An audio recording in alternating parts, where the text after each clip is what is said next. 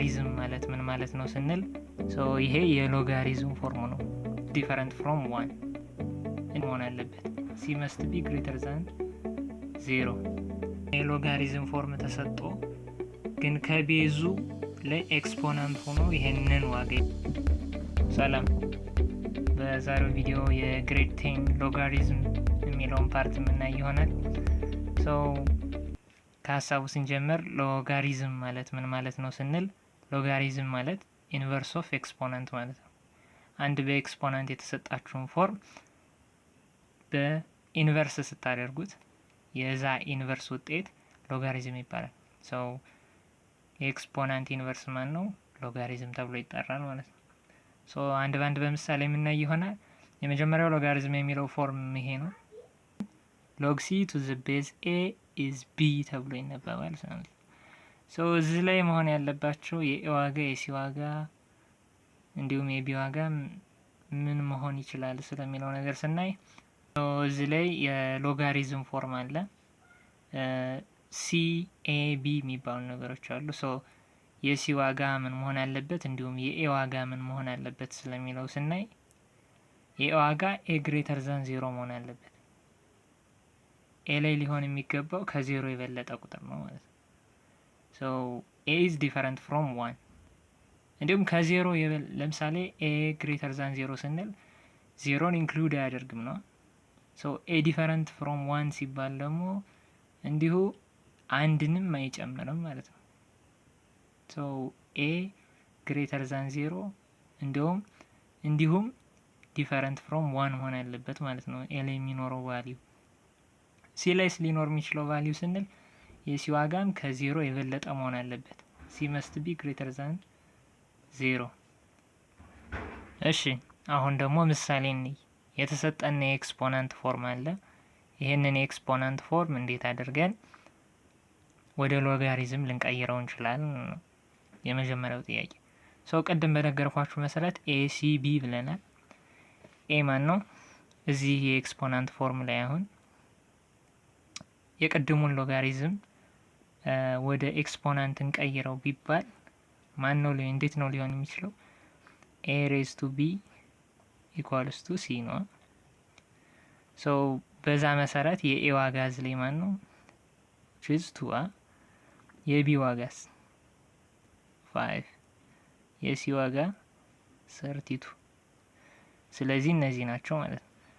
እነዚህን ዋጋ ውሰዱና ሎግ የሚለው ፎርም ላይ ቅድም ሎግ ማለት ምንድነው ብለናል? ሲ ቱ ዘ ቤዝ ኤ ኢዝ ቢ ነው ብለናል። ስለዚህ ይቺ ማለት ሎግ በኤ ቦታ 2 አለች። እሷን 2 አምጥታችሁ እዚህ ጋር ታደርጋላችሁ ቺዝ ቤዝ። ከዛ በቢ ቦታ እንተውና ሲ ከላይ ስላለ በሲ ቦታ 32ን አስገቡ እኩል ነው። ከዛ በቢ ቦታ 5። ይሄ የሎጋሪዝም ፎርም ነው ለዚህ ኤክስፖናንት ማለት ነው።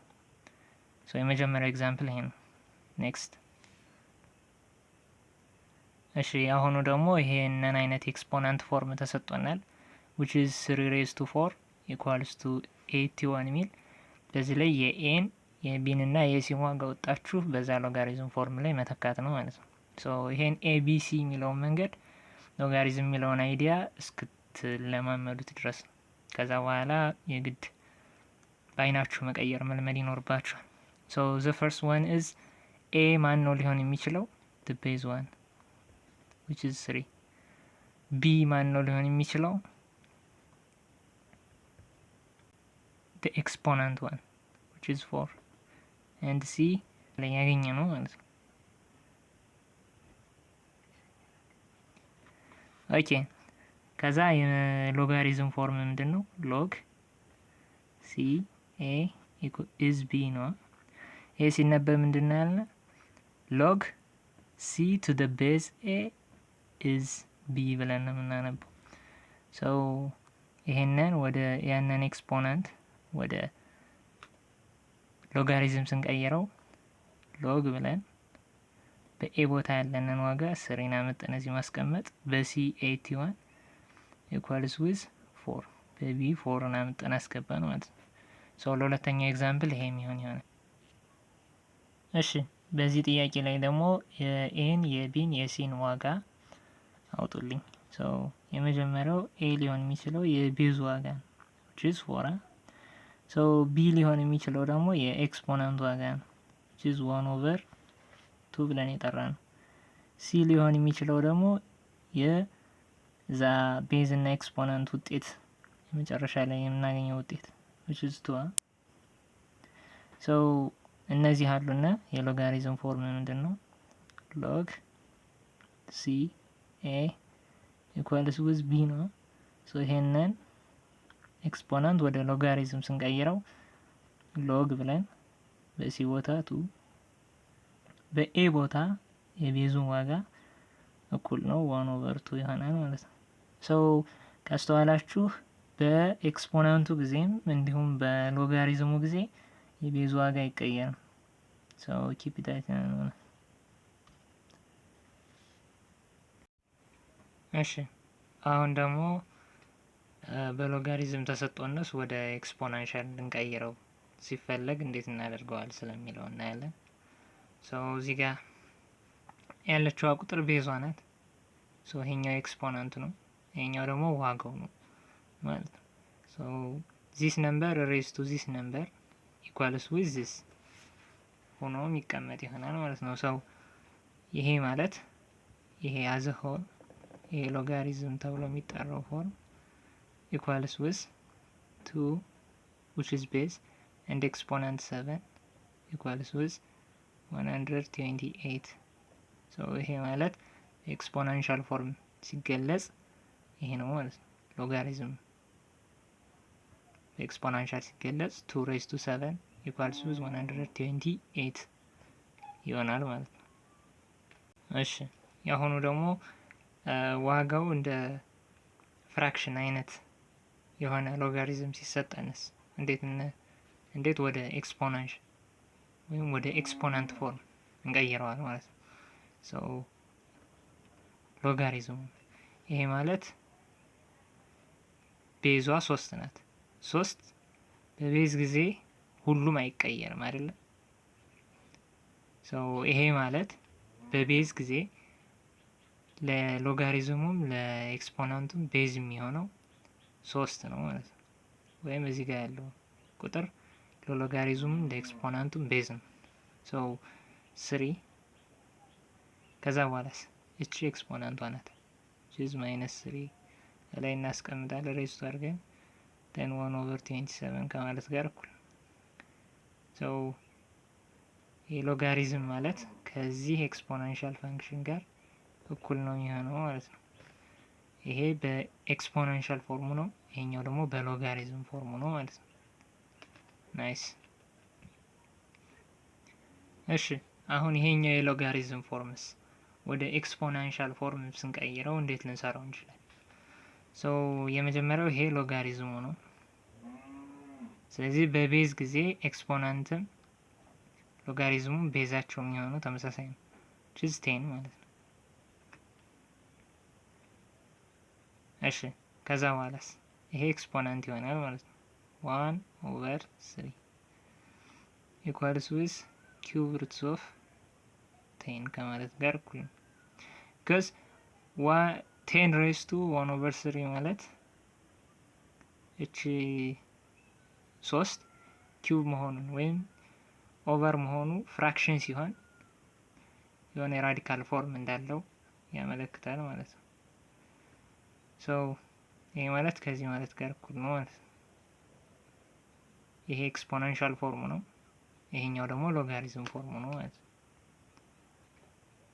ይሄ ኤክስፖናንሻል ፎርም ነው፣ ይሄኛው ደግሞ ሎጋሪዝም ፎርም ነው ማለት ነው። እሺ አሁን ደግሞ የሆነ የሎጋሪዝም ፎርም ተሰጥቶ ግን ከቤዙ ለኤክስፖናንት ሆኖ ይሄንን ዋጋ የሰጠው ቁጥር የለም። ሶ ያንን እንዴት ልናገኘው እንችላለን? ሶ መጀመሪያ ላይ ጥያቄው ሲሰጣችሁ እንዲሁ ነው የሚሰጣችሁ። ሶ በራሳችሁ እኩል ይሆናል ብላችሁ ኤክስ ብላችሁ ልትፈልጉት ይገባል። ምክንያቱም እዚህ ላይ የኤክስፖናንት ዋጋ ነው ሊኖር የሚችለው።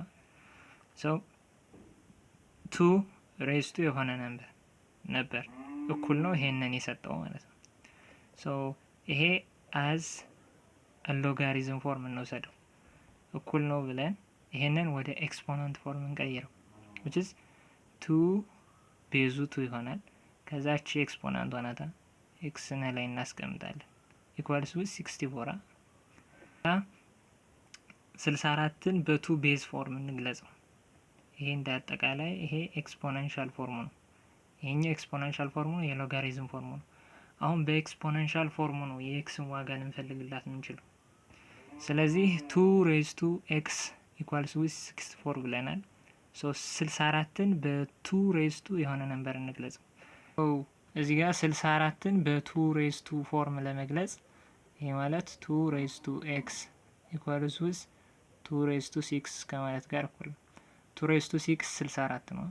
ሶ እነዚህ ቶች ካንስል ይሆናሉ። ኤክስ ትቀራለች። ደን 6 አለች እዚህ። ሶ እዚህ ጋር ኤክስ ላይ 6 ነበረ ማለት ነው። ወይም ያን ኤክስፖነንት ፎርም መጀመሪያ ላይ ምን ነበረ? 2 ሬዝ ቱ 6 ኢኳልስ ዊዝ 64። ይህንን ወደ ሎጋሪዝም ፎርም እንቀይረው ቢባል ምን ከማለት ጋር እኩል ይሆናል?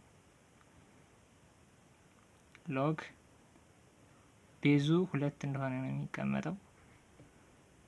ዋጋው ቫሊዩ 64 ነው፣ እኩል ነው 6። ሶ ይሄ ሎጋሪዝም መጀመሪያውኑ ይሄ ነበር ማለት ነው። ሶ ኤክስ ዋጋውን ፈልገን ካገኘን በኋላ ይሄ ሆኖ እናገኘዋል። ሶ አወር ፋይናል አንሰር 6 ይሆናል። በኤክስፖነንት ግለጹት ከተባለ 2 ሬዝ ቱ 6 ኢኳልስ ዊዝ 64 ይሆናል። በሎጋሪዝም እንድትገልጹ ከተፈለገ ሎግ 64 ቱ ዘ ቤዝ 2 ኢዝ 6 ይሆናል ማለት ነው መልሳችሁ። እሺ ሌላኛው ኬዝ ደግሞ ይሄ ነው።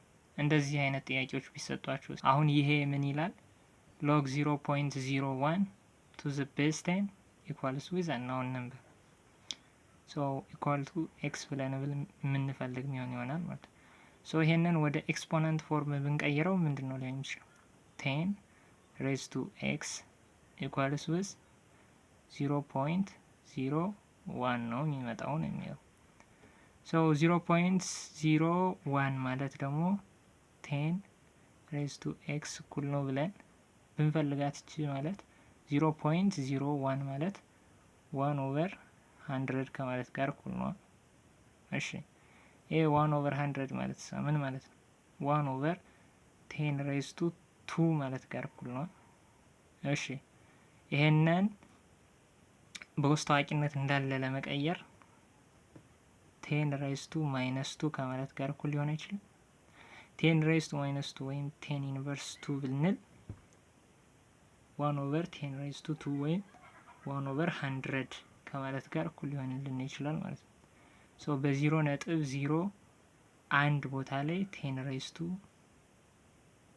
ማይነስ 2 ኦር 10 ኢንቨርስ 2 እናስገባ 10 2 ከዛ 10 አለ ኤክስ ኢኳልስ ዊዝ ማይነስ 2።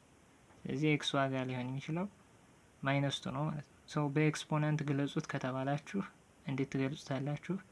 10 ሬዝ ቱ በኤክስ ቦታ ማይነስ 2 ከዛ ፋይናል አንሰራችሁን 1 ኦቨር 100 ኦር 0.01 ኦር ሌላስ ምን ልትሉ ትችላላችሁ? 1 ኦቨር 10 ሬዝ ቱ 2 ወይም ደግሞ 10 ሬዝ ቱ ማይነስ 2 ከማለት ጋር እኩል ነው ማለት ነው። ሶ እነዚህን አይነት 3 ኦፕሽኖች ይኖራቸዋል ማለት ነው። እዚህ ጋር እንዲሁም ከዚህ ጋር። ሶ የዚህኛው መልስ እንዲህ ነው ሊሆን የሚችለው። ይሄንን በሎጋሪዝም ገለጹት ብትባሉስ እንዴት ልትሰሩት ትችላላችሁ? በሎጋሪዝም ይሄንን እንግለጸው ቢባል ሎግ ቤዙ 10 ነው። ኤክስፖናንትስ ዋጋው አለ 0.01 ኢኳልስ ዊዝ ማይነስ 2። ስለዚህ መጀመሪያውኑ በሎጋሪዝም ፎርም ይሄ ነበረ ማለት ነው። ሶ የዛሬው ቪዲዮ ይሄንን ይመስል ነበረ። ጠቃሚ የሆነ ነገር ካገኛችሁበት ስሜታችሁን መግለጽ አትርሱ። በኔክስት ቪዲዮ ኤክሰርሳይዝ 3.8 የምንሰራ ይሆናል። አመሰግናለሁ።